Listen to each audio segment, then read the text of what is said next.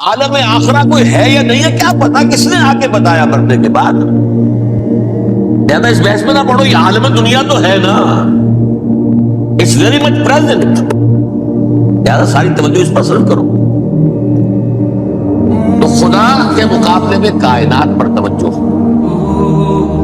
روح کے مقابلے میں مادے اور جسم پر توجہ، حیات اخروی کے مقابلے میں حیات دنیاوی پر توجہ۔ یہ ہے اصل میں کرکس آف دی میٹر، اس تہذیب جدید کا خلاصہ ہے۔ اس اعتبار سے میں کہہ رہا ہوں کہ بعض باتیں میری آپ کو تو ایسی لگے گی کہ جو شاید ماحول سے کچھ زیادہ متعلق نہیں، لیکن وہ دین کی بڑی بنیادی بات ہے۔ دیکھیے اللہ تعالیٰ نے جو مخلوقات پیدا کی ہیں ان میں ایک تقسیم تو ہو سکتی ہے ذی حیات اور بغیر حیات، جاندار چیزیں اور بے جان چیزیں۔ بے جان چیزیں بے شمار، یہ تمام فلکیات، یہ پوری کائنات، یہ زمین، یہ پہاڑ، یہ شجر و حجر، لیکن ایک ہے جاندار۔ ان جانداروں میں ایک تقسیم ہے، دو کا تعلق غیر مرئی دنیا سے ہے، انویزیبل ورلڈز، فرشتے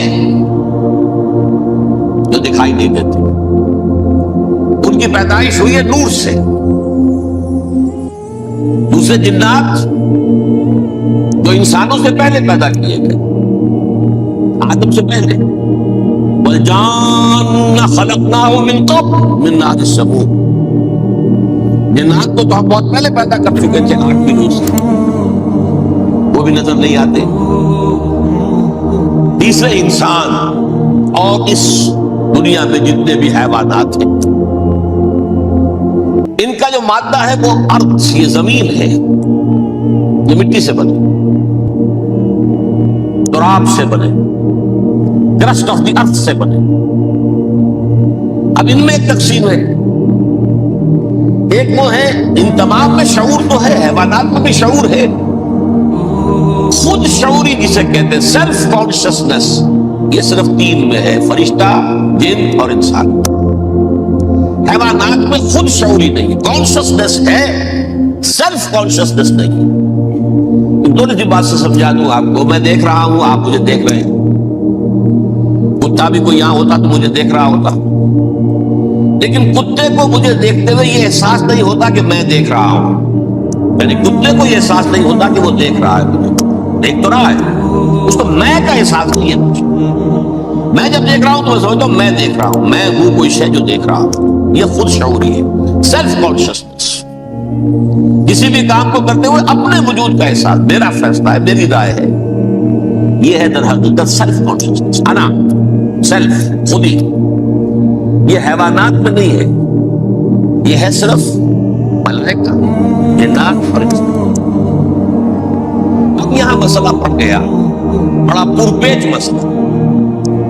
اللہ تعالیٰ نے پہلے حضرت ملائکہ کو پیدا کیا اور انسانی ارواح کو پیدا کیا نور سے، پھر ناک سے پیدا کیا، نار سے، آگ سے جنات کو، پھر مٹی سے بنایا، آدم کا ہیولا، اس میں روح پھونک دی، اب آدم بن گئے۔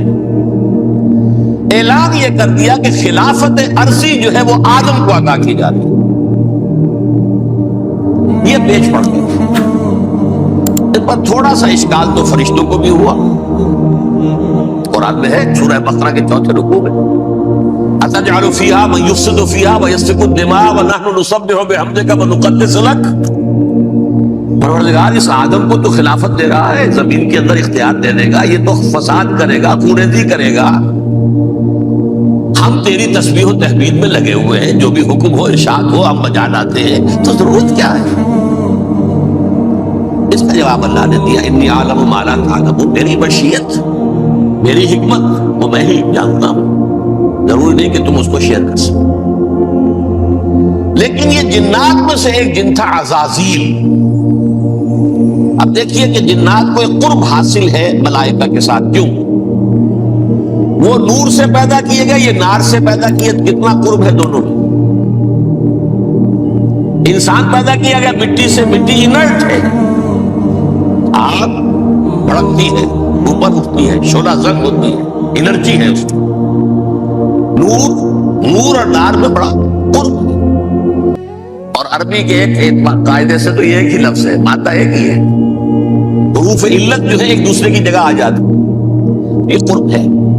اگرچہ زمین و آسمان کا فرق ہے دونوں، فرشتہ نور سے پیدا کیا گیا ہے، وہ پاک ہے، وہ اللہ کے کسی حکم کی خلاف ورزی کر ہی نہیں سکتا۔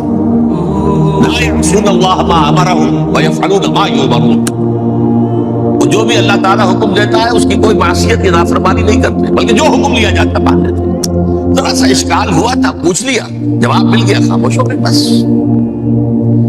لیکن عزازیل نامی ایک جن تھا، جو ایک تو جن ہونے کی نسبت سے فرشتوں سے کچھ نہ کچھ مماثلت تھی، قرب تھا، دوسرے یہ علم میں، زہد میں، عبادت میں اتنا اونچا تھا، اتنا اونچا تھا، اتنا اونچا تھا کہ یہ ملائکہ ہی کے صف میں شامل ہو گیا۔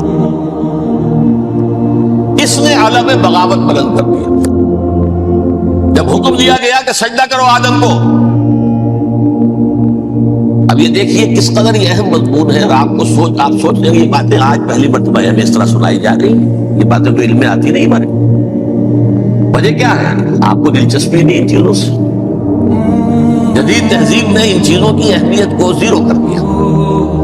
قرآن میں اہمیت کا کیا عالم ہے؟ 7 جگہ یہ مضمون قرآن میں آیا ہے کہ فرشتوں کو ہم نے حکم دیا سجدہ کرو آدم کو، سب نے سجدہ کیا۔ فسجد الملائکۃ کلھم اجمعون، سارے کے سارے، کل کے کل، سب نے مل کر سجدہ کیا آدم کو۔ اللہ کے حکم کی فوراً تعمیل کر دی، الا ابلیس ابا واستکبر وکان من الکافرین، ابلیس نے نہیں کیا، انکار کیا، استکبار کیا، گھمنڈ۔ اور اس کو سورہ کہف میں بیان کر دیا گیا، یہ اس لیے کہ وہ اصل میں جنات میں سے تھا۔ اگر